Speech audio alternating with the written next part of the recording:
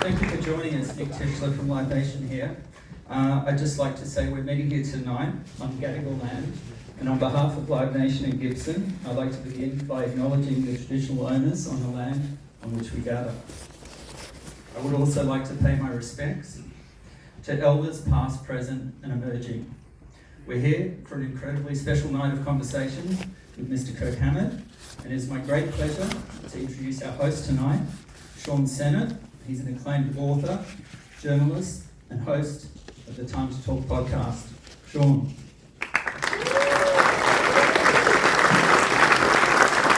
Thank you, Nick. Hey guys, what a privilege to be here. I'm just so ecstatic, I'm sure you are too. I saw Metallica in Brisbane a couple of nights ago and it just blew my mind. They were just incredible. Then when I got the call to do this, I thought what a treat to come down here and talk to Kirk about his book, which probably most of you have, but if you haven't, you can find it at the pop-up shop or online. But yeah, I want to thank Live Nation for having me. I want to thank Metallica, thank Kirk, obviously. And yeah, we're in for like an hour and a half of some really great conversation, I hope. So let's bring the great man out. Yeah.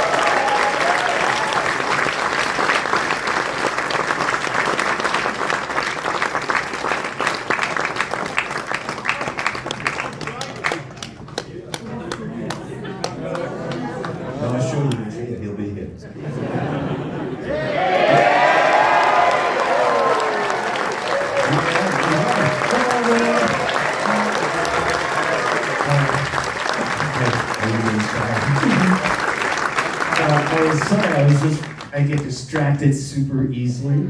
I mean, it's amazing how distracted I get. Literally before I came out here, I started playing a Black Sabbath song for Rob. And before I knew it, I was like, hey, you know this song, Rob? Guess what it is? And everyone's like waiting for me. It's like right there. And it's kind of funny. It was such a treat for me to hear you playing backstage because I was kind of like, just want you to keep going and going and going. It's such an intrinsic part of you, playing the guitar. And I was curious, what was the big bang moment for you when you first saw somebody playing guitar or you heard a guitar and you thought, I want to do that? When I was, I think, man, it seems so long. I think I was 13 or 14. I saw a Jimi Hendrix film. It was the very first Jimi Hendrix documentary. It's called A Movie About Jimi Hendrix. And it had the picture is him on a stool playing a 12-string guitar. That's the movie poster. And I saw that movie, not really knowing what Jimi Hendrix was like, just hearing about him. And this is in the 60s. This was born back then. And, oh no, actually this is the 70s, sorry. And so when I saw Jimmy on the screen, it blew me away because he was an amazing guitar player, amazing musicality. He looked amazing. He dressed amazing. He performed amazingly. He had everything. Yeah. And just like the whole impact of that, I had never seen before, and it just really it just blew me away. It's just like the potential of someone just like being so, as you said, intrinsically connected to what they were doing, that it became a part of their entire lifestyle and existence, really. And I immediately saw that in Jimmy, and I was like, I want to do that. Because through all of that, it looked like he was having an amazingly great time. I mean, you watch the old footage of Jimi Hendrix, especially when he's like smashing guitars. He looks like he's having a wonderful time. Even when he's like playing the blues, I mean, he's so into it. And with the Band of Gypsies, I mean, the playing with Band of Gypsies, it was just amazing. And all that, I absorbed it all, just like so heavily, that it made me want to play guitar. And one of the very first songs I learned how to play was Purple Haze. Wow. Yeah, I struggled with that E7 flat ninth chord, man. It's funny because most people spend like 10 years learning how to play Purple Haze, and that's the first song you learned how to play. So obviously, this is no YouTube tutorials, there's nothing going on. So when you got the guitar, how did you become so proficient so quickly? Well, I had a lot of drive. I now understand that as a teenager, I had ADHD and an OCD. But I didn't know that then. I just knew that I was just obsessed with music, and I was usually, when I got obsessed with stuff, I would just be so obsessed with it. As a child, that was just something that was always in my life. And so when I latched onto music, I got obsessed with music, and then when I found out about guitar and guitar playing, I got obsessed with that to this very moment. I'm still obsessed. It's never, ever went away. It's never faded. It's just always been just a super strong, just like part of me, and just like it's really connected to my inner core. And I feel it's like a spiritual, a mental, emotional, spiritual instrument for me. Wow. Yeah. When you got that first Montgomery Ward catalog guitar, how did that come into your life? I had $10 and had a Kiss album. It was Kiss, Dressed to Kill, and my friend Dan Watson, he had this really cheap guitar. I mean, they literally, you could get it for something like $49.99. And it came with an amp. I mean, that's pretty crazy. You got the whole package. I think maybe even less than that. But I made the trade, and it was great because I just sat there, just sliding my finger all up and down one string, which is what people usually do when they first play guitar. It's just kind of like, the obvious thing is just slide your finger up and down the string. And my brother was a guitar player, so with the intent to impress him, because I just wanted to impress him, I said, I'm playing guitar. And so and that was that. And after I was just done with just like my finger up and down the string, I put the guitar in the closet, didn't play for like 6 months. And then I saw my brother, and he asked me, he goes, how's that guitar playing doing? I was like, great. And he goes, okay, let's go get you some strings. I'm like, oh, okay. And so I had to dish out $5 for strings. And I thought, well, I got strings, I gotta put them on this guitar. I might as well try and tune it and play it. And that was it. That was the point where I actually did start playing. Wow. Yeah, it went from just a novelty thing, something like, like I said, slide my finger up and down and kind of look at it, ooh, guitar, to like, oh, I'm invested in it somehow, and I gotta get my investment back. and today it's just like, yeah, it's crazy. I truly truly love playing guitar. Yeah, I could tell that before out the back there. It's like it's part of your very being. What he's talking about is like Rob and I were just going through some stuff, and I had my Acoustasonic. I wasn't even playing an electric guitar. We were just like kind of like jumping around the room, playing, goofing around. And he saw all of it. It's funny. Now, the book, the collection, and of course your great friend Ross Halfon has taken all the photos. And what I love about the book and the collection is that you make it very plain in there. This is a living archive. This isn't things that are under glass and stuck in a museum somewhere. These guitars are part of your life. And maybe we could talk about some of the images from the book. Mm-hmm. I mean, every good book's got to have a good cover, right? That is a great cover. Mm-hmm. Now, I think Ross went down to Hawaii 13 times. Something like that. I mean, he was able to accumulate a lot of frequent flyer mileage. Let's just put it that way, okay? So what was the process? I mean, have you got the guitar sort of there lined up historically, or did you just grab one out off the shelf and went, okay, let's talk about this today and photograph it? Literally like going through cases and going, hey, okay, let's shoot this one today. And me looking at him and going, okay, just trying to, and sitting with Ross trying to formulate, some sort of like idea. I gotta speak more into the mic, sorry. Formulating like, an idea of where we wanted to do, what time of the day we wanted to go, how I was going to be dressed, just how many guitars we were going to shoot for that day. And Ross and I, we work super well together. We work quickly, we work efficiently, and we get a lot done.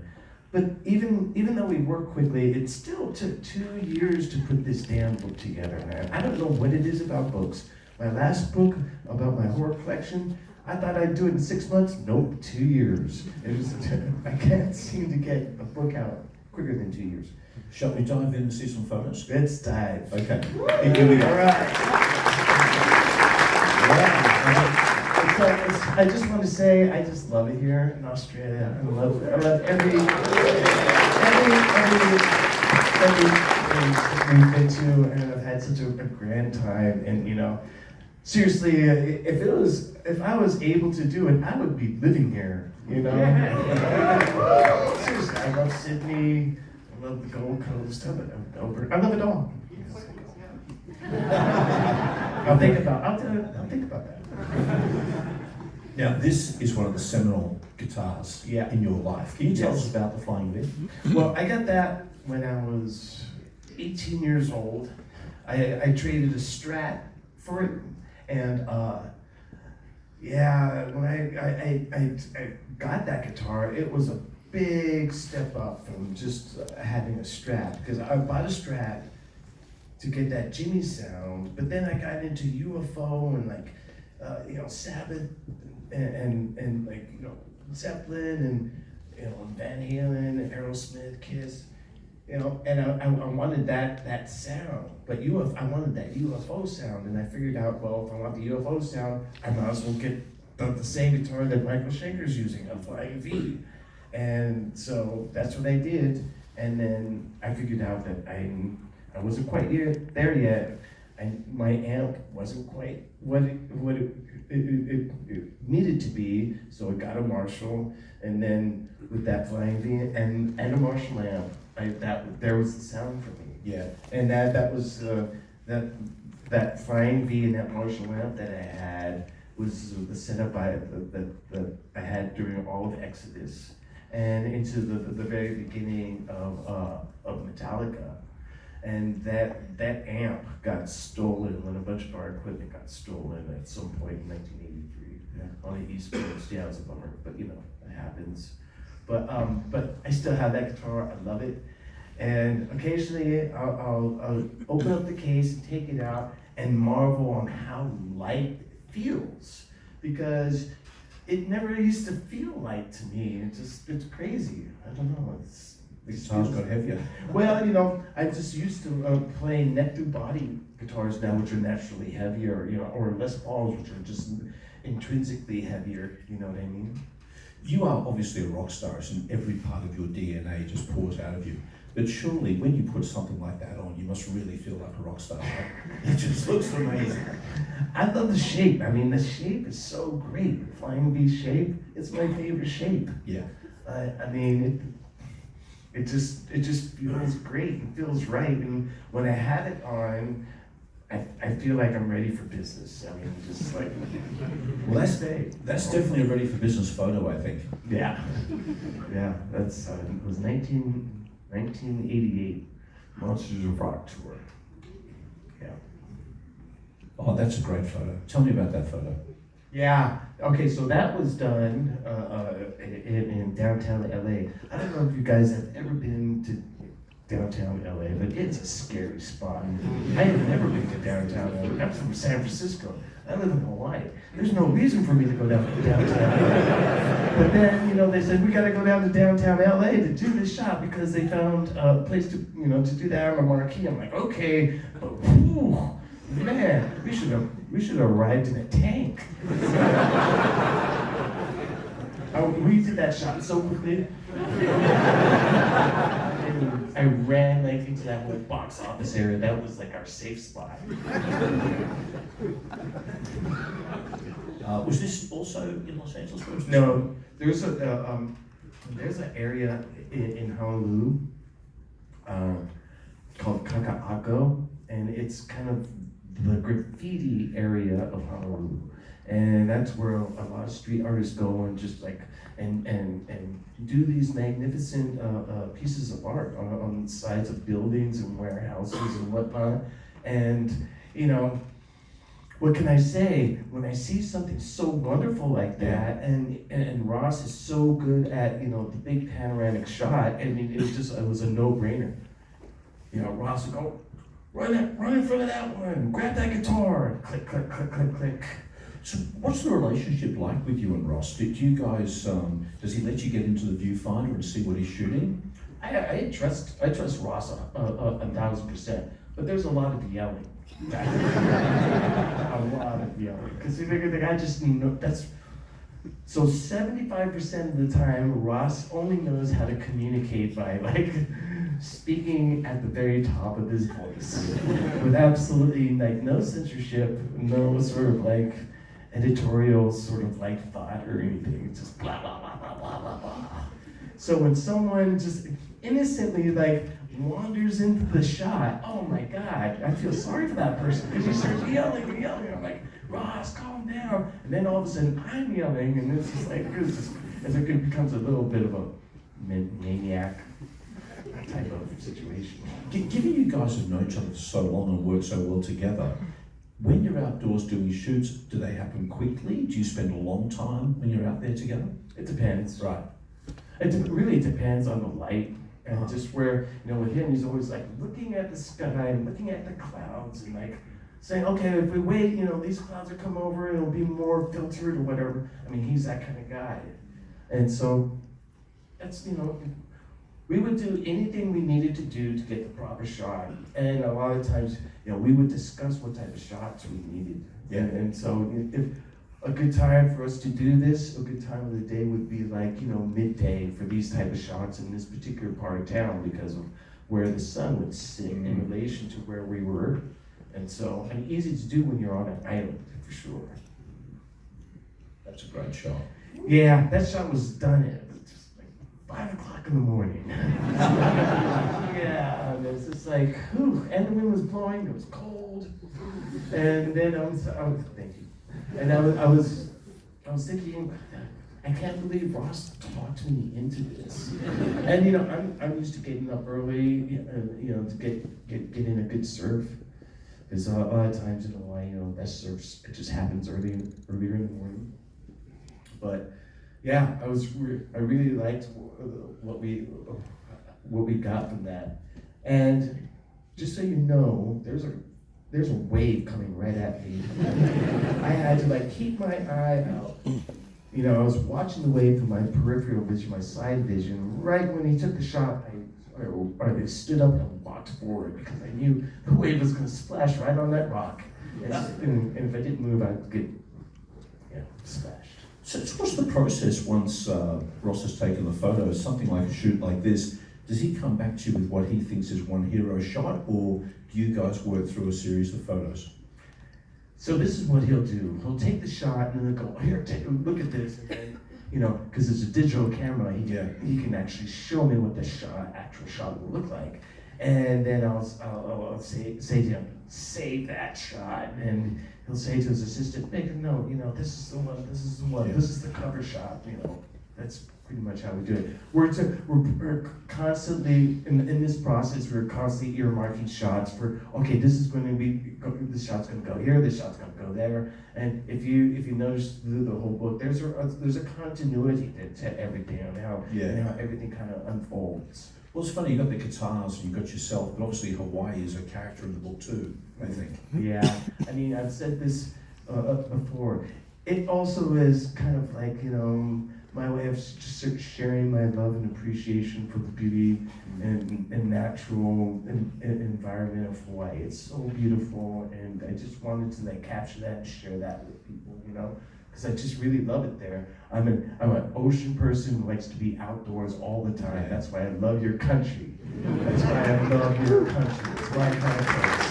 You know, outdoor activities all the time. I'm all about that, you know, just hanging out, having fun with Mother Nature, and you know, that grounding is really, really important to me. It really keeps me who I am, apart from, just like playing my guitar and being with my family and friends. It's important for me to like be amongst nature, and so this is also a side of me as well. In the latter half of the book, there's some great photos with some beautiful Stratocasters and the surf. Yeah, I was so impressed that Gibson put this book out, and I was so impressed with them on how they actually gave me a few pages to like put in Fender guitars, who they've had a rivalry with ever since 1947 or something like that. It's amazing. And they also gave a lot of page space to ESP, which was great too, because those ESP guitars are a big part of my history. And ESP were like freaking out, going, "Oh my God, you're going to Gibson." I said, "Calm down. Enter Sandman will always be played on the Mummy guitar or an ESP guitar. It can't be, sorry Greenie, but Enter Sandman needs to be played on one of my ESP KH1 guitars." And so, and it's true. Certain guitars do well for certain songs.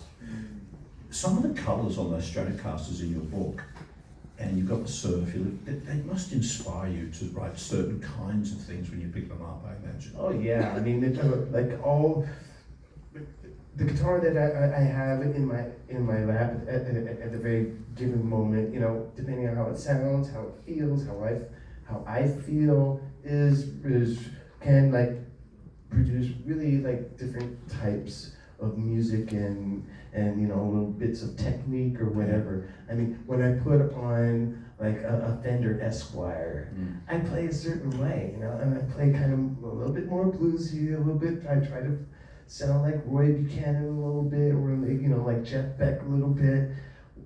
When I put on Greenie, I'm trying to like emulate Peter Green and Kerry Moore and Missy and all those kind of things, and my own stuff. But when I put on the Mummy, it's just all about full-on going wacko on the guitar, playing whatever, the heaviest stuff ever. And the Mummy's great for it. And I have two Mummy guitars. The other one, the original one, is just like played out. Yeah. The finish is just falling out. There's so much checking. I love it so much that if I just keep on loving it, it will just continue to just get more and more beaten up. And I love the look of a well-played guitar. I mean, Greenie's like the most well-played guitar I've ever seen. But for other guitars, I just, maybe you just need to be on the retirement rack in the studio. Yeah, so that's where the original Mummy is. This is the second Mummy, and it just sounds just as good, same vibe, and I love this one as well. Just going back to that setup you had originally with your amplifier and your Flying V, there's obviously something inside you as an artist that isn't satisfied with a sound, and you want to keep pushing for something new, right? Man, just what it is, it's like it's a monkey on your back just saying, hey, that little thing, you could have did a little bit better on that, right. Or, hey, are you completely satisfied with that? Yeah. There's this one thing that you should have tried, or can try, or will try, or you should try, and it's just like it really feels like there's something just always kind of like in the back of my mind, just dictating to me all this stuff, and it really pushes me, and it sometimes it freaks me out because I'm just like, I know it's a part of me. It's a part of me, but sometimes it's a part of me is just like, I want to just tell them, mellow out, man. So when you record, do you get to a point where you go, okay, that is the best I can do, that's finished? And then you have to, Elvis Costello says that records never finish, they're abandoned. I tend to look at recording now just on just capturing a moment, because I it's great to listen to perfection, but I think it's more real just going for it. Yeah. I love that, but you get a different end result. And so, I mean, for me, again, I'm OCD about things. Things need to be played a certain way. They need to sound a certain way. The execution needs to be right. It needs to be good enough. And it needs to be good enough for me to live with for the rest of my life. That's the criteria that I hold onto everything. I have to be able to live with this for the rest of my life, which is kind of a bummer when like Rob tells me, okay, you can sing a John Denver song in Denver and I'll play guitar. I'm like, okay. Then when I see it, I'm like, oh my God. But it's something, so. Great photo. Okay, so this guitar is amazing because this is the guitar that I was staring at on the back of that UFO album, Force It. It used to be red. It was Michael Schenker's guitar, and that was the guitar that was on the first 3 UFO albums. At some point, Michael Schenker put the V2 paint scheme on it, and then didn't like it after that, and just kind of like put it into storage. And so his tour manager ended up with it and sold it to this one brilliant guitar player. You guys might know who he is, this guy named Wolf Hoffman. He's in this wonderful band called Accept, which I just love so much. Check out Accept. They have a song called Fast as a Shark. It's great. Anyway, I got this guitar from Wolf, and I couldn't believe it, because when I got it, I looked at the body, and I could see the still parts of the red footage, or red finish, kind of seeping through. And I asked Michael about this guitar. He goes, "Yeah, that is the big guitar." And also, this is a UFO head, a Marshall head, that I got from someone else. And the interesting thing about this is, I sent Michael a copy of this book. I sent so many people copies of this book. I sent Michael a copy of this book, and so I got a message via Ross Halpin saying, "What is that?" Well, Michael asking me, "What is that Marshall head in your book?" And so now Michael's interested in this Marshall head, and I'm a little nervous why he's interested. I hope it wasn't like something that it's like all of a sudden one day disappeared or something, because that happens. And another interesting thing is, during Michael's first couple of NSG albums, he lived with Peter Mensch, one of our managers. And so I sent Peter a picture of this case, and asked him, "Is this your old phone number?" He goes, "Yes, it is my old phone number." I'm like, "Thank you, Peter." He goes, "Why?" And then I sent him the guitar, a picture of the guitar. He's like, "Oh, okay. All right, I get it." Yeah. Were you ever tempted to restore it back to the original red? No, I actually thought about it, and I thought, no, I can't do that. It's just like, if the end goal for that guitar was for it to be that color, as per Michael's wishes, so be it. Yeah. That's kind of how I feel about it. And I love this Flying V to death. It's like either the first or second Flying V ever made, 1957. It's a prototype Flying V, and it's wonderful. The sound is enormous. I mean, the way that thing sounds, it just cuts through. It's full, and I love that guitar. Man, I love that guitar. Well.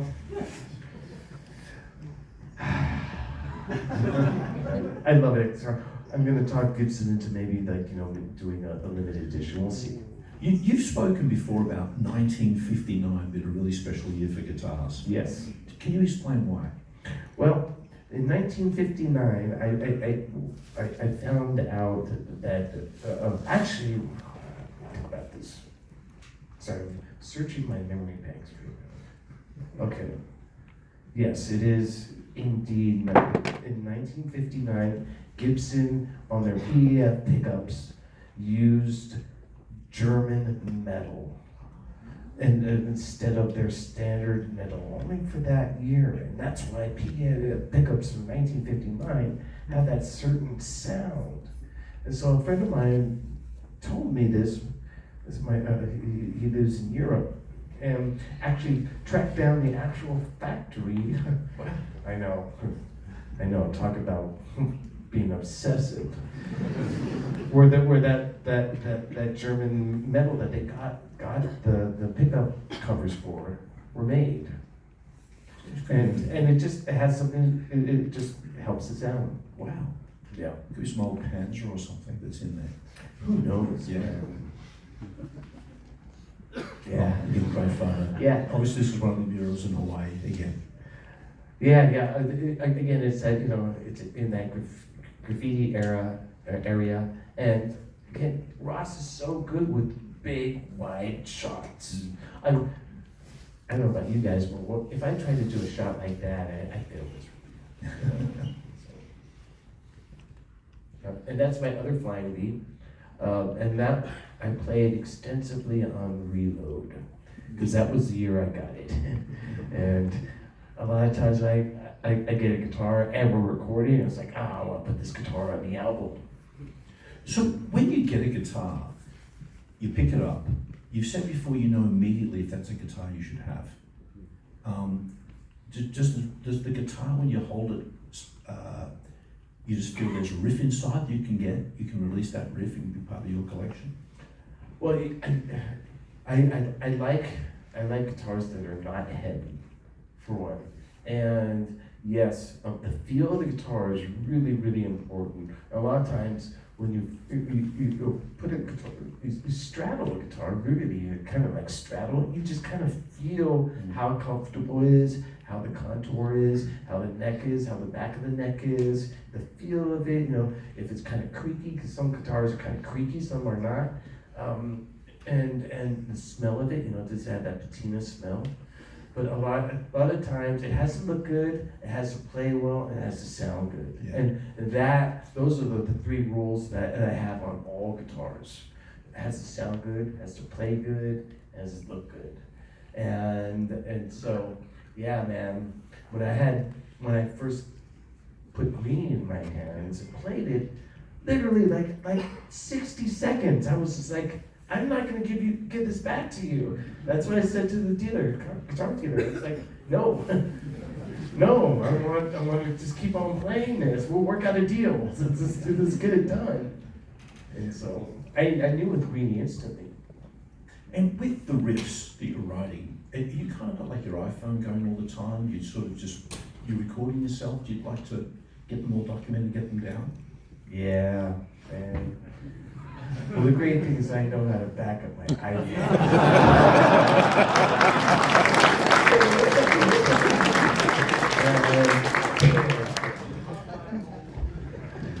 I was just like, I don't know what it is, man. It's just like, I get a guitar in my hand, and it's just like music just comes out, and it's just, and then I'm compelled to pick up my. Oh man, I'm on riff 798. And I've heard too, Kirk, that you do A riffs, B riffs, and C riffs, and you always present C first of the band. Is that true? No. Oh. I know which riffs go to the band. I mean, it's obvious which riffs are for the band, and obviously the best riffs go to the band. I want the best riffs to go to the band because that's where they should go, because that's my band. But then I write a bunch of crazy sideways stuff that just a band will never play that. It's just like I would never get the guys to play that. They would look at me and just like, huh? No, that's not our sound. And so I have a profusion of music like that. And then I have at least 4 albums worth of material that I wrote with Rob Trujillo. And the reason why I say that is because for the last 3 or 4 years we've been writing these duets for this show, which were like 3 minutes long, and we realized that, oh my God, now we have like 30 or 40 of those pieces of original music that have like really great stuff in it, and we can mine that stuff for just songs forever, really. Yeah. I mean, and so no shortage of music on my part. We expect a double I have a album. lot to work with, and you know, as soon as the 72 Seasons tour comes to a close, and I have a young child in my house right now. When he gets a little bit older, I'm gonna, you know, my output is gonna increase. You're gonna hear a lot more music from me in all sorts of different shapes and sizes. What time of the day was this? Yeah, that was okay. So that spot, we always came to the same spot, which is right behind Honolulu Aquarium. And it was always different because the ocean always looked different, the sky always looked different, the clouds, the sun, the position of the sun, the time of year. And so there was a whole series of silhouette shots that Ross and I were doing, and this was actually one of them. But man, it was so difficult doing that shot because I had to hold that position for literally like 3 minutes. I mean, you can't tell, but I'm sweating so much in Hawaiian. It's humid, you know, you guys know what humid weather's like. Holding in position, oh my God, I was a sweaty mess. But then that shot became like a real key shot for everything. Okay. Yep. Yeah, this is amazing. There she is. And, Yeah. you know, I think we can have a round of applause for Greenie.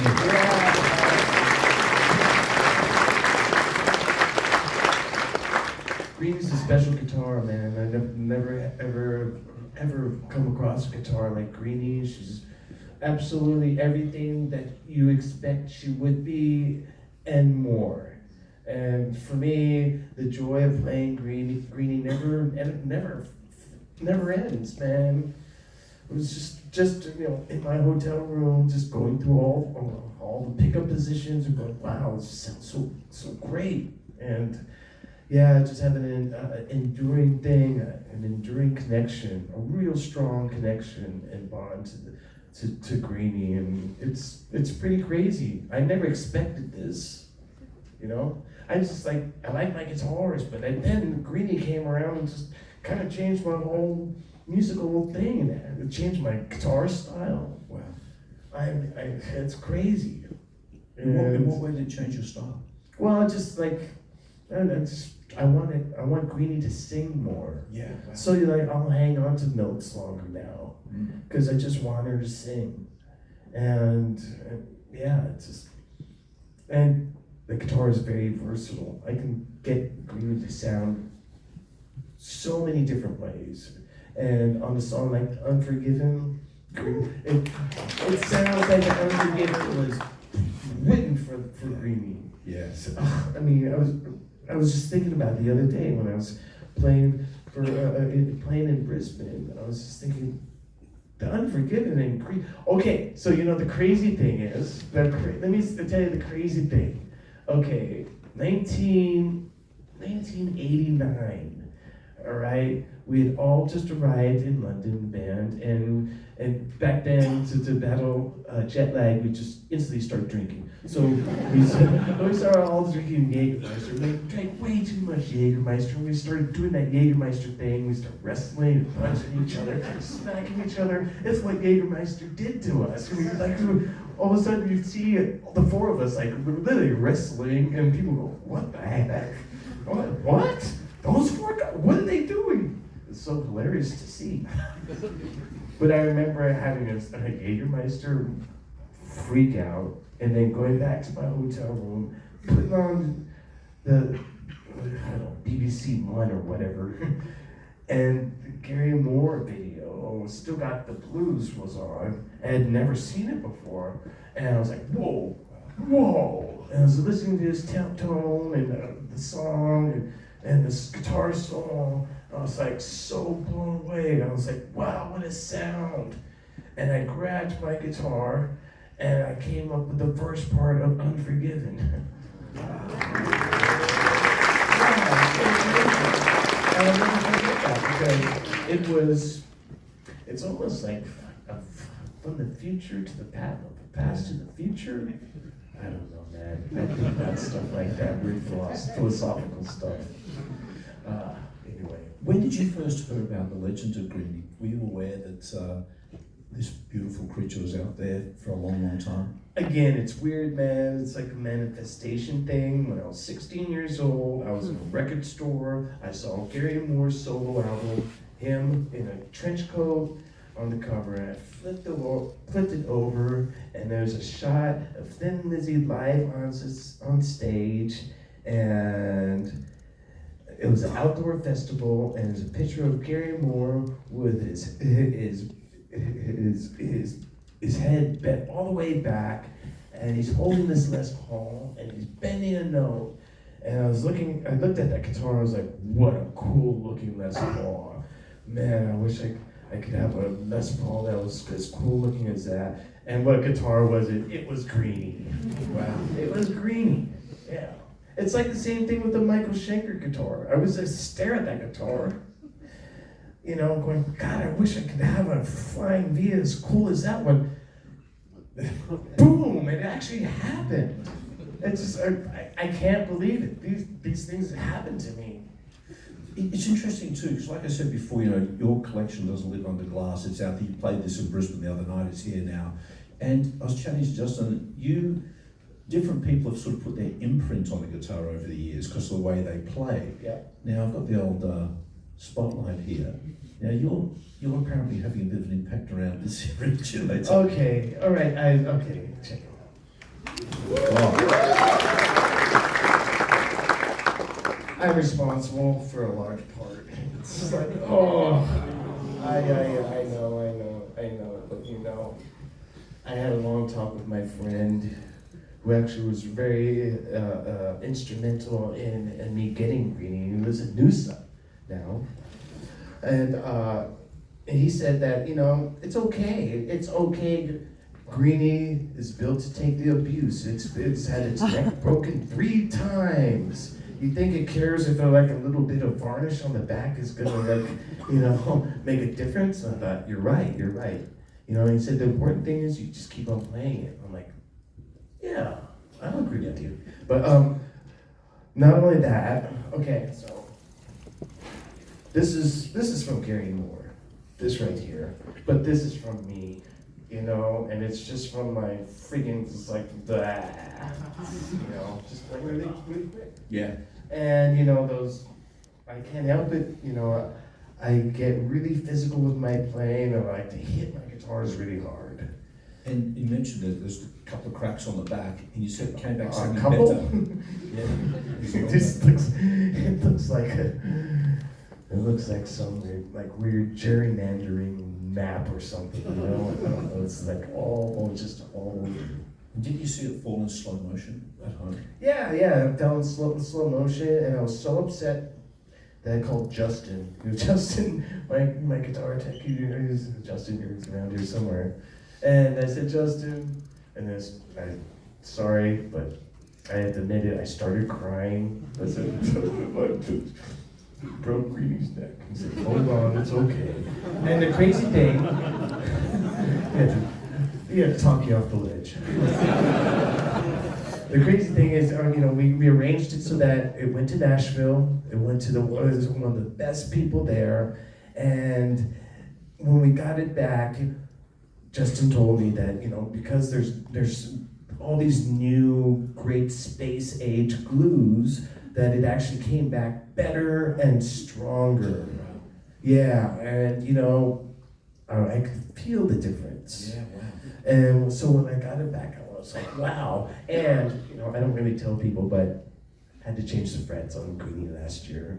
So on top of the fret change and you know the neck being better than it ever has. Yeah. I mean, Greenie got kind of a facelift, you know. yeah, you know, she's old. You know what? Everyone's entitled to at least one. Yeah.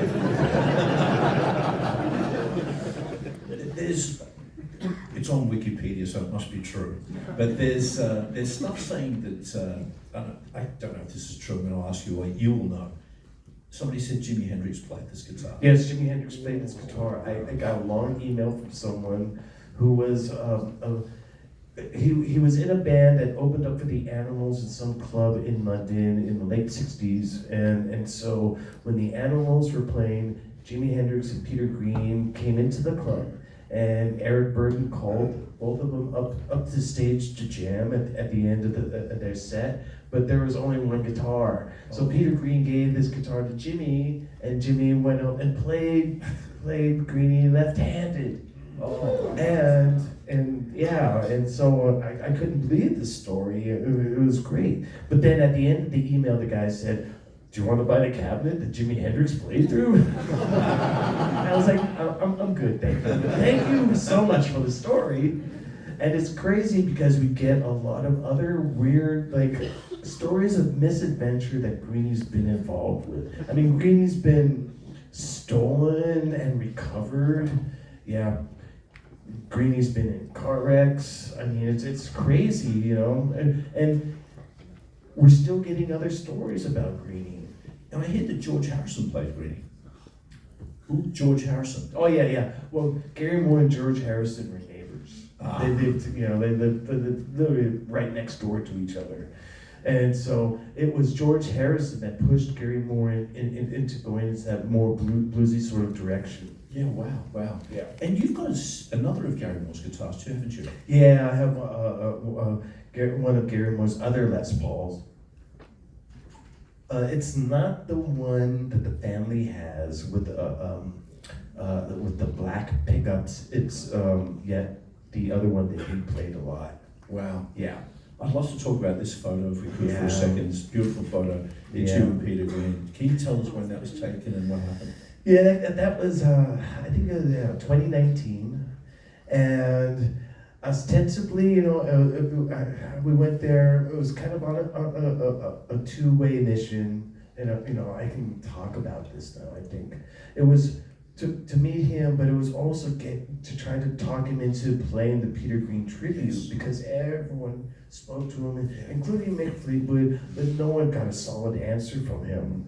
And so everyone assumed that he wasn't going to do it, and I went over there to kind of try to do that. But I was so nervous. When I got there, I was just, I was like, "Hey, Peter," and I knew he was into fishing, and I grew up on a boat, fished a lot. So we spoke about fishing, river fishing and whatnot. And then at one point I saw that there was a copy of Master of Puppets on the table, and I thought, okay, good, he knows who I am. At least explain it to him, because sometimes you have to explain to people. Well, I'm in a band, and blah blah blah, and it's kind of awkward. But he knew who I was. I was like, thank God. And so we talked about other things. And then I said, "Hey, I got a guitar to show you," and I took out Greenie. I go, "This is your guitar?" He goes, "That's not my guitar. My guitar had a lot of red in it." And I was like, okay. And then we went on to other things, and it was actually really, really great, being with him and spending that time with him. And he asked me to sign the album, and I signed his copy of Master of Puppets, And he said that maybe he would come to the tribute, because we weren't asking him to play or anything. We just wanted him to be there, just have his presence, at least. But it wasn't to be, and he actually passed away not that much longer after this picture was taken, and that was really unexpected too. When you were together, did he play Greenie at all? He strummed it a little bit. I mean, he had other things on his mind. Yeah, He wasn't blown away by the fact that I had this guitar. Yeah. He was just kind of he was eyeing the fishing pole that this other guy was holding. This guy showed up with a fishing pole, and he was kept on looking over at the fishing pole. There's a nice close up there. Yeah, it's a well photographed guitar. This guitar has been photographed so much. I think even today. Yeah. Just a quick one on that. I know that picture looks so like serene and quiet that I actually had an amp right behind me that was playing really loud. It's just something about natural rock codes. Just like sounds good. Oh God! Okay, we got to talk about this. Okay, This is so great. I don't like those balls. And I'm glad I took a couple down the other night. I was very happy about that. But I got to tell you, man, and it's like, you know, those balls are like the bane of my existence. So check it out. One time, I think it was the Death Magnetic tour. You know, it was just like we were playing Seek and Destroy, and the balls came down, right? And there was this one ball, and I was like, hey, I'm gonna kicked it. And right after I kicked it, I saw a whole section of the audience go, oh. And I'm like, what? And then I turn around, you know, I'm like playing the song, and I look over at Justin, he has this crazy look on his face. I'm like, what's going on? What's going on? He goes, never mind, I'll tell you later. And then so we play the song, and then I look down and I see this little girl crying. I'm like, what's going on? And then, so afterwards, at the end of the show, I was informed that there was a little girl behind that ball. Yeah, it was a real bummer. And there was an incident where, you know, she fell off the stage. So I went on YouTube, and of course someone had it that night. And I saw it, and no, she didn't fall off stage. Okay, I gotta put Greenie down here just to be accurate. Okay, so the ball was there, she was behind the ball, and this footage is still on YouTube, by the way, you can go check it out. It's really great. I suggest you check it out. But anyway, she was behind the ball, and I whacked that thing with my big old Doc Martin boot, you know, and it sent her sailing up in the air, literally like 15 feet up in the air, and the stage was already 10 feet or 12 feet off the ground. So she's up in the air, and then she arcs, and she comes down, and Chad's guitar tech catches her. And it was the most perfect catch, you know, catches her. And God bless Chad. Oh my God, when I saw that, I was like, God bless Chad. You saved her. That was in Sydney. That was me. Was it here? That was me. Yeah. Oh my God, I'm so sorry. You guys saw that. Oh my God, that's amazing. That's amazing. Because I couldn't remember where it was. I tried to put it out of my memory and see these pictures on the walls, and I'm instantly triggered. But yeah, you know, it all makes sense. And then I watched it and I was like, damn, I have to see that again. So yeah, I checked it not that long ago, maybe sometime last year. It was up to like, something like 2 or 3 million views or something like that. I don't know, but check it out. It's actually really amazing, you know.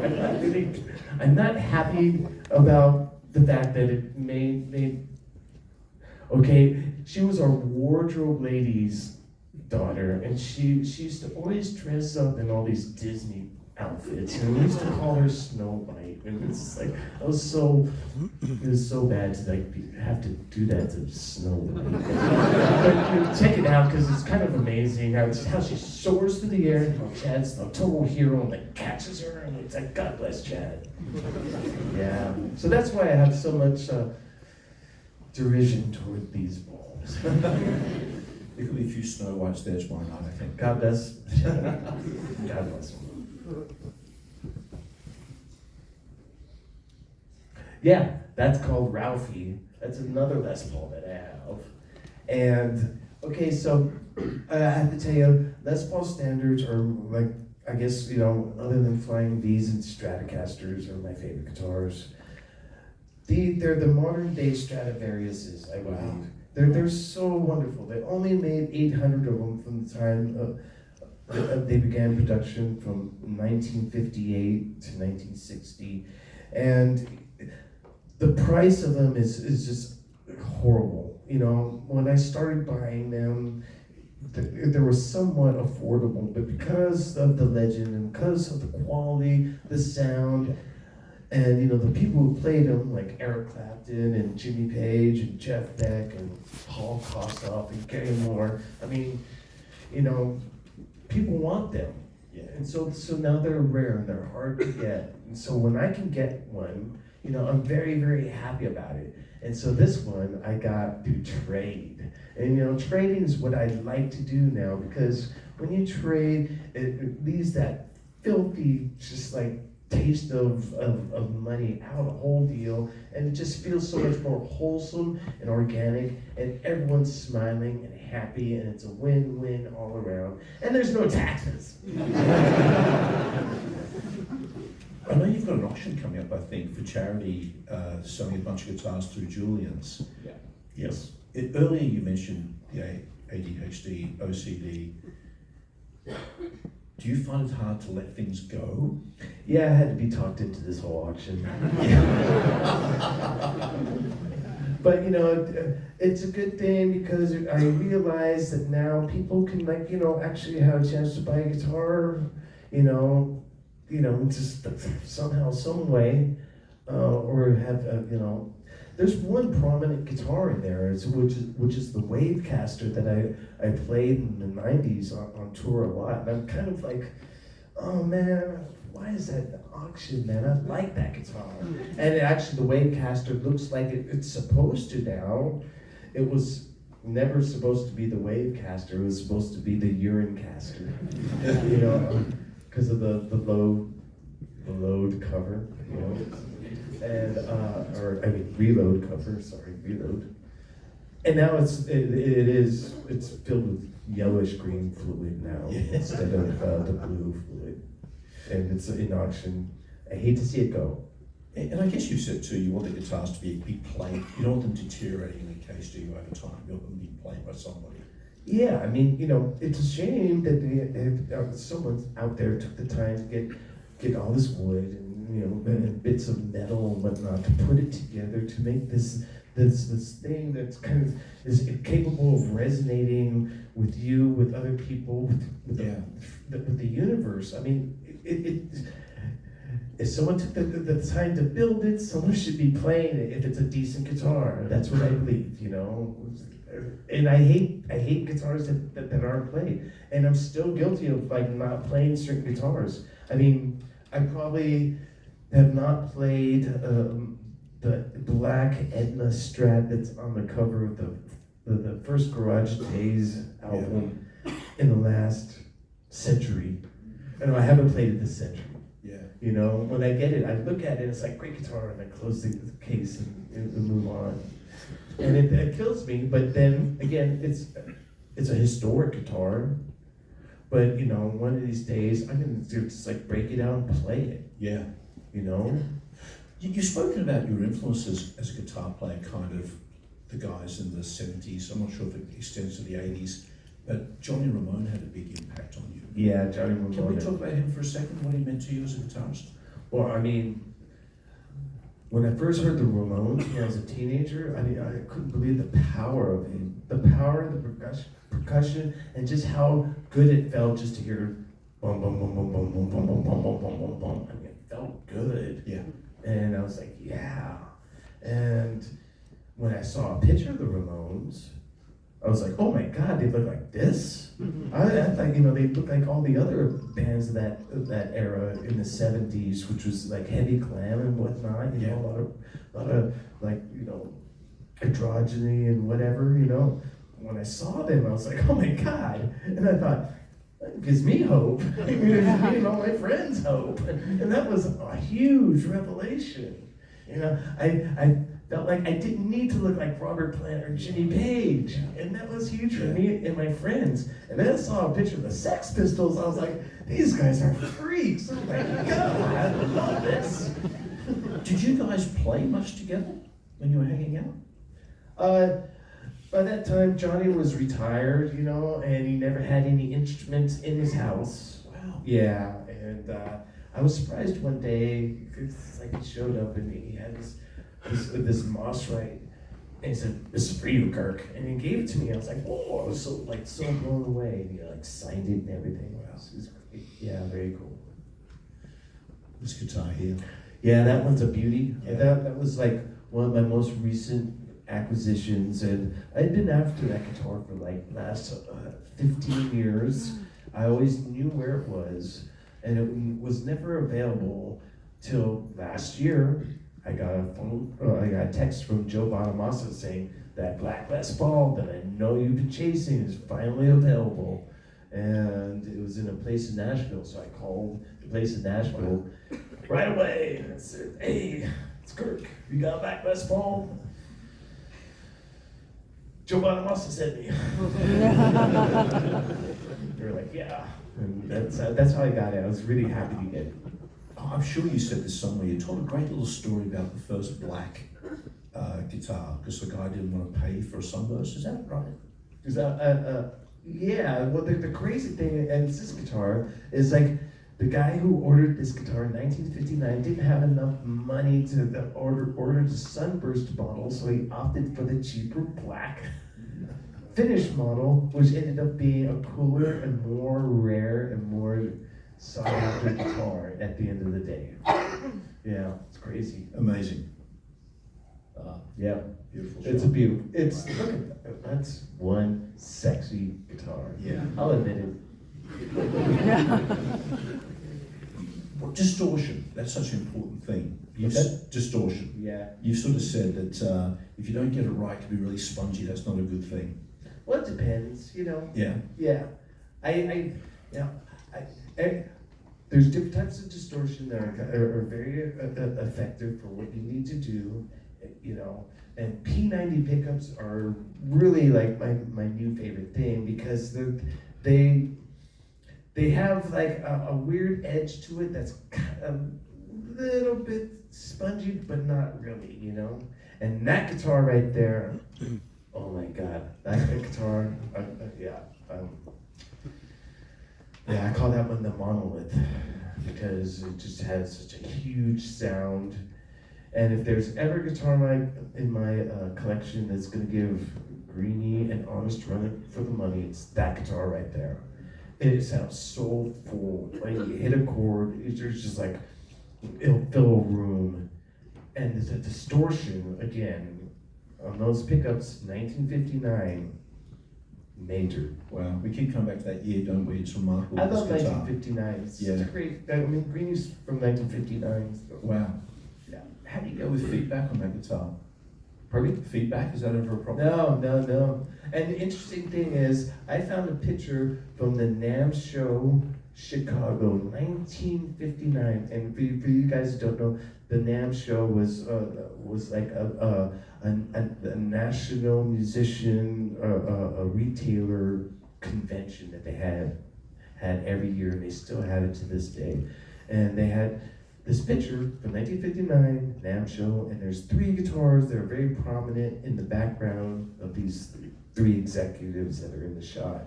And it's Les Paul Standard, it's a Flying V, and it's a black 335 hollow body, and it's got to be the same guitar because there was only one on the ledger. Wow. Yeah, and so it's the same guitar. It's crazy. Amazing. Yep. Again, the panoramic shots, Ross excels. That was on the Poly Highway in overlooking Kaneohe. If you guys know your Oahu. Like we were saying, logistics. Ross came down 13 times. When did you know you had a finished book? When we hit our page. That's what it really comes down to, people. Page limit. It's just like CDs. You can't fit more than like, what is it, 70 minutes? 78 minutes, People, there's one CD we had, we pushed it, like 2 minutes left. It was dead magnetic. What have we got here? I love black guitars. I love black guitars. That's why my very first ESP was black. And yeah, when I could find an old, cool black guitar, yeah, it's like, we gotta talk. I gotta say, it's a cool shirt too. I like that Yeah, shirt. yeah. The last time I did this, I was actually wearing the same shirt on stage, and I felt slightly embarrassed. So I made sure that this time I had just a plain white shirt on. Hey, that's a great shirt. Well, thank you. You know, that Les Paul, that red Les Paul is one of 3 known to exist. And it's really amazing because, like, again, it's a guitar that I just kind of like, it found its way to me. And it's just another super rare guitar, and it's very unusual to have a black Les Paul standard, but it's even more unusual to have a red Les Paul standard. And you know, it's just part of the collecting thing. I've been collecting things ever since I was 6 years old, and I just figured out early in my collecting life that the best things to collect are the things that are most rarest and are in high demand. And usually those things are the coolest things too. Yeah. Yeah, see, there it is in all its glory. Yeah. Here we go. Yeah, that's rare because usually these guitars are in a white, but this one's in red. This guitar was owned by John Frusciante, and it's in one of the Red Hot Chili Peppers videos, maybe Under the Bridge or something. I don't know. Yeah. I could never figure out why John got rid of that guitar because it's amazing sounding guitar. It really sounds great. Did you ever go through a period when you were playing live where you wanted to play the guitar that you played on the track, on the record? Oh, no, that's like, I view everything that I've done in the studio as its own thing. And now when I look at the list of songs in the set, I think of what out of my live guitars would be able to like execute that song most accurately. And so, because sometimes we play a plethora of guitars on one song. Yes. You know, that happens sometimes. And so you just have to find a guitar that's versatile that can cover all these various roles in the song. Sometimes when you play a guitar in the studio, does your guitar have to relate to James's guitar in some way? Oh yeah, you have to be in the same frequencies. I mean, you can't have clashing frequencies or it sounds weird. Yeah. You know, and we want to be like a unified voice, you know, just solid momentum. There needs to be some sort of like, you know, separation in character and whatnot. But usually, you know, when James and I lock in, man, it just feels so great. And we're just so good at locking in now after all these years. We just lock in instantly. Yeah, it's a thing. I was just thinking about it. It's just like, you know, I'll play with other guitar players that played for a long time, and it's just weird. It takes me time, you know, it takes us time to lock in. But with James, boom. But then it's just a testimony of just playing with the same guitar guy, you know, for the last 45 years, and recording, you know, writing songs and whatnot. And I've heard you say too that you sort of feel that you should play older material, you stick to the part largely that you did in the studio. No. New things I don't just do off that. the hook now? Right. No, a lot of times it's just like I change stuff all over the place. The beauty about being a lead guitar player who's soloing all the time is I could just improvise when I want to. I can change parts when I want to. I know you guys don't like it. But it's just part of my musical makeup because if I play the same thing all the time, it feels like a part. Like a lot of these guitar solos feel like parts. Like the guitar solo in Master of Puppets or Enter Sandman or one, they all don't feel like guitar solos anymore to me. They feel like parts. And because it's always the same, and I know you guys love hearing it, and I do that because it's just part of what is the essence of the band. And I don't want to deviate too much from that. But then there are guitar solos where I know I can just change anything or everything. And sometimes I do, and I have a great time with that. Fade to Black, it's always a different guitar solo every single night. Now, I don't even know what I'm going to play. You know, I'm saying a prayer right beforehand that it goes good. Seriously, and you know, usually it goes good. Sometimes it doesn't, but then, you know, I'd rather be known as like an imperfect guitar player with a lot of character rather than a precise guitar player who hits all the notes but just sounds sterile. You know, real guitar playing in the moment. Real guitar playing in the moment, you know, and taking in all the dynamics of the situation, the environment, and how I'm feeling, how everyone else is feeling, how you guys are feeling, your reaction, you know, my reaction, all of that, feed off on all of that. And when you guys are just rocking out like you guys usually do here in Australia, I feel so good about every time I go into guitar solos. So yeah, it means a lot when you guys are just loving it, because then I'm loving it just as much, and then it becomes a feedback loop, and everyone's having a great time. And that's the beauty of music, live music, and live performances that are created on the spot. Yeah. You know, it's just like we're a real band. Yeah. Yeah. And that's, you know, we do it, we can do it. Yeah. We can be Metallica with anything, any instrument you give us. You know, we don't need computers or a bunch of stuff, you know. You give us 2 guitars, a stand-up bass, you know, you still sound like freaking Metallica, because that's what we are.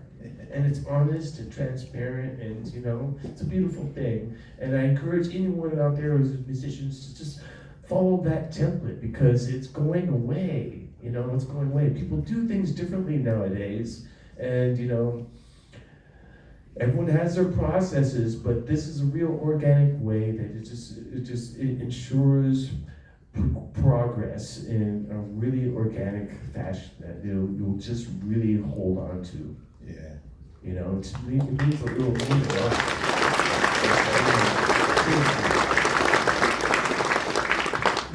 Talking about connection, I loved it in Brisbane when this guitar comes out.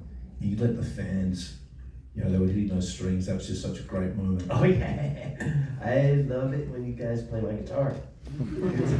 It was funny, in Brisbane, someone had a guitar pick. It was like, alright, this guy came prepared.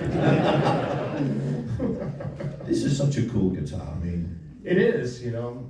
I have to say, it's out of all the graphic monster guitars and I've been involved in every single one in the design of it. This is the one that just turned out the best. You know, this movie poster is magnificent, and this guitar is like, I think it captures the essence of that movie poster completely. And you know, I love this movie. I love old Universal horror. I mean, it's hard to sit through all that stuff these days, because nowadays horror movies are so great. Yeah. You know, you get an instant fix right off the bat. You know, but with those old Universal horror movies, it was always like a slow build. But for me, they're really close to my heart, and these guitars again are a tribute to what I love. You know, there's a great Edgar Allan Poe in the book too. Yeah. It's a nice series. Yeah, I just there is a new guitar that had just come out. My very first acoustic guitar called the Raven by Gibson, and that came out last month. And I'm really happy about it, because it's the very first acoustic guitar that I've actually come out with, and you know, it had a lot to do with the design of it and the overall vibe of it. I'm sure you have a picture. Do you want me to show you the Raven? Yeah. Put the Sorry. Raven up on the screen.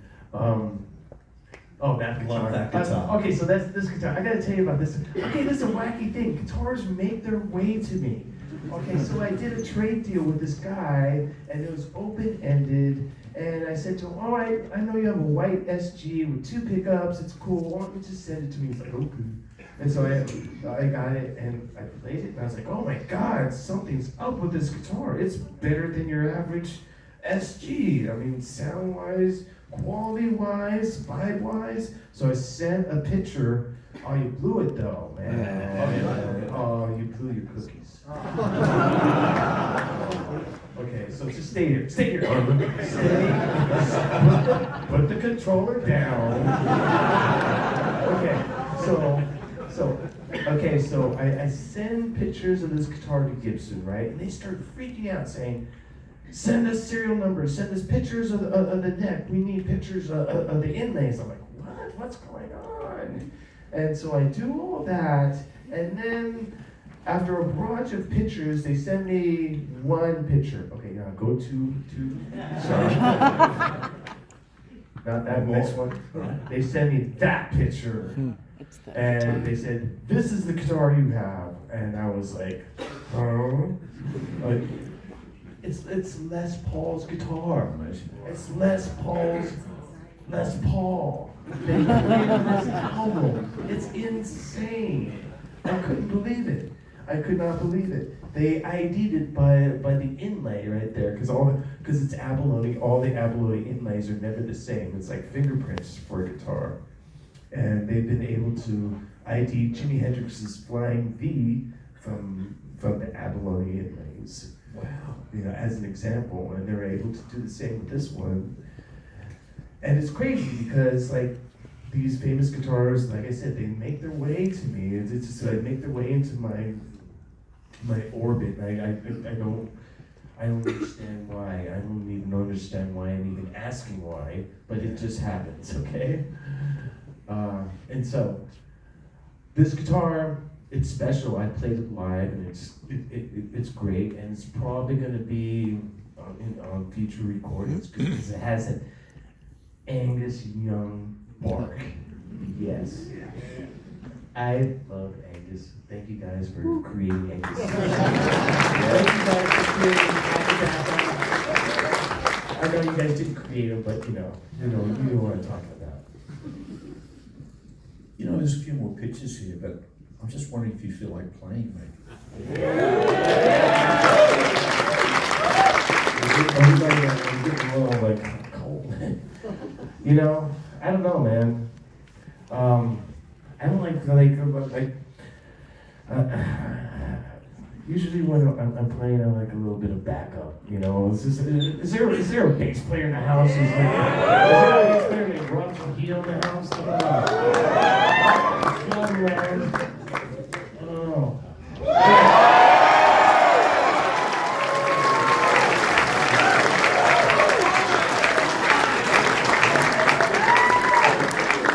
Yeah.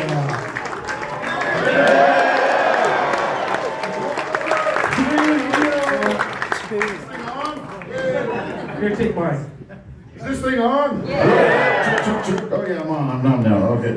What are we doing? Wow. It's so great to be here. Man.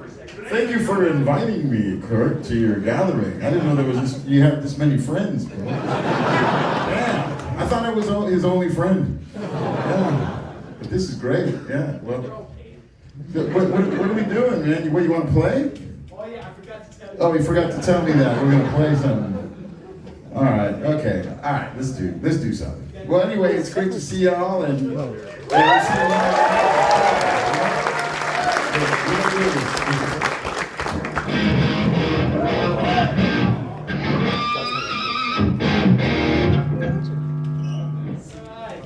Where's the mic? You got a mic? Where's that mic? Okay, everyone. Okay, so I asked Bob last night if he would show up and do a song. He's like, "Well, okay, but what song are we gonna do?" And then he said, "Let's do Devil's Lettuce." I'm like, "We haven't played that song for a while." Yeah, it's our hit single. Single at the gatherings. Yes, but we got it together, and so Literally got it together. yeah. 10 minutes 10 minutes before. before, I had the arrangement out here. We don't have mics, music stand. We never have a music stand. You know what?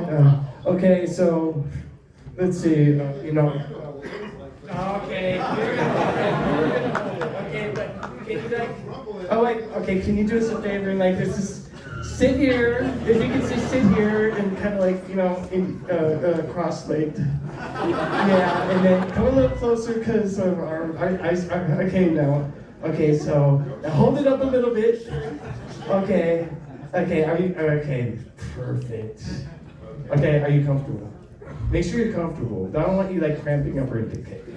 Okay, all right. So, okay.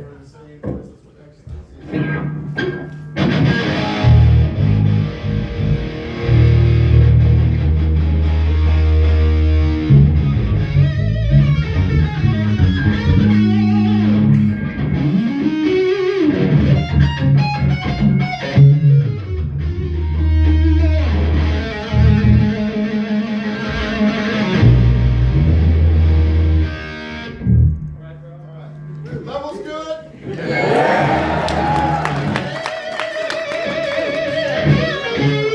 I like to hear him loud. The white boy. One louder.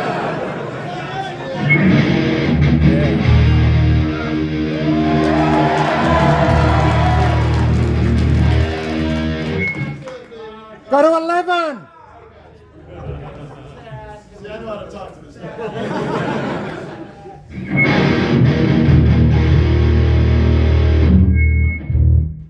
Good? All right. All right, okay. Hit it, baby. I'll start this one. 1, 2, 3.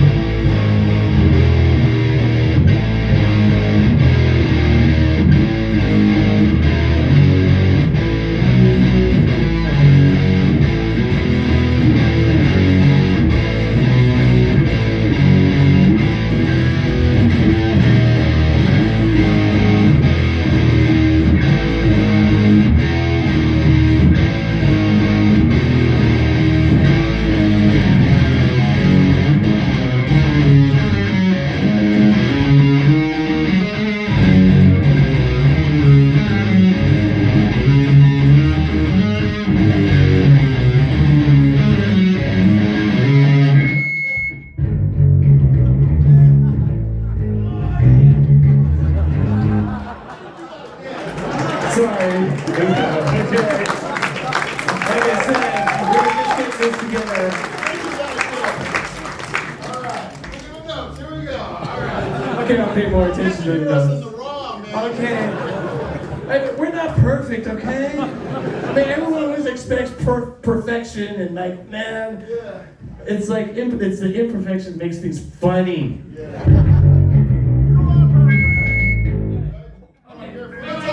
From the top. Yes, absolutely.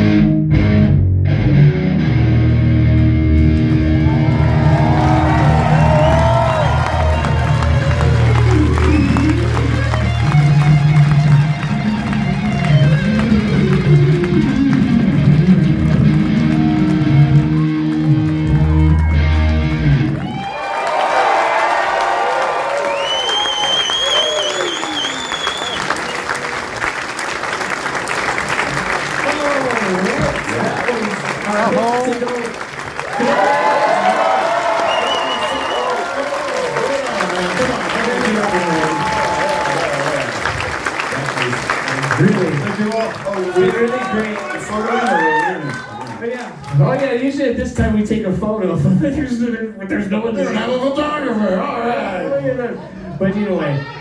Okay. Are you, okay. Okay, you're gonna take the photo. Just need like Okay. with the Yeah, but can you? Yeah. Well, yeah. Can you? All right. No. Okay. Okay. This is Brett. He's our stellar photographer. Okay. Okay. Tell us when you're ready. Okay. Everyone, I want everyone to say, cheese. All right. 1, 2, and Cheese. All right.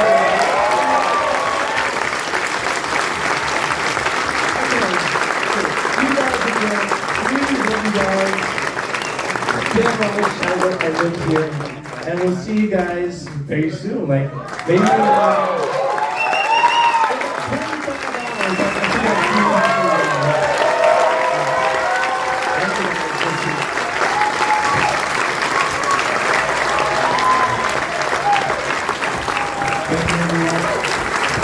Thank you, Kirk.